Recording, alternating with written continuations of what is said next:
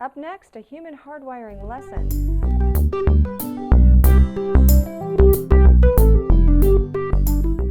According to the American Management Association survey, over 25% of an average leader's time is spent resolving staff disputes and miscommunication. Now, if these are left unresolved, these clashes only emerge later to create new problems in other areas.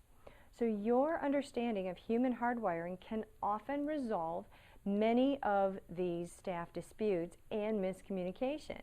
Now, as you know, your hardwiring is biological. You're born with it. It emerges about 2 years old. It stays with you your entire lifetime. Your hardwiring is distinct from your behaviors. This is what we know about behaviors. Your behaviors change over time, right? You don't behave the same that you did when you were 18. Why? Because of all those external influences like education, relationships, culture, all of those things that influenced your behavior. But your hardwiring is biological and stays with you your entire lifetime. Each and every single day, you will communicate through the lens of your own hardwiring. And with each person, they operate to get their own hardwiring met. So it can be really tricky to resolve disputes. And as a leader, knowing about a person's wiring comes in handy, especially when you need to say no. Now let's face it, you may be the best boss on earth, but you will need to say no to your team, your employees, from time to time. And for any number of reasons, you may need to reject an idea, turn down a vacation request, or even decline a raise.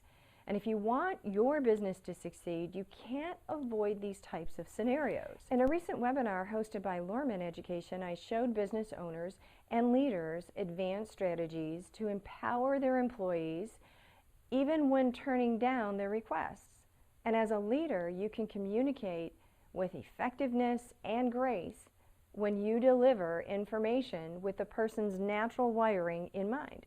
Now, when you hone this leadership skill of delivering information the way the other person needs to receive it, it's honoring the other person's wiring and yours.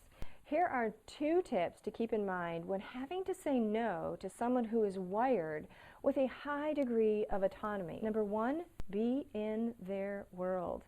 As a leader, you're communicating from your own natural wiring too. Before delivering the news to your team member, be in their world. Notice the subtle cues others give you on how they want their information. If your team member is higher on the autonomy spectrum, they'll often use terms like I, me, and my instead of terms like us and we.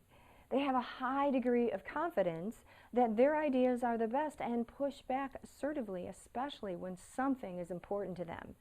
So when you say no or it can't be done, you ping them to want to do it. In fact, you just challenge them.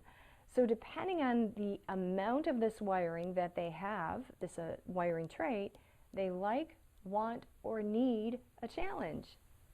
So it's important how you frame it, and that is tip number 2. Framing how you say something can mean the difference between getting buy-in or not.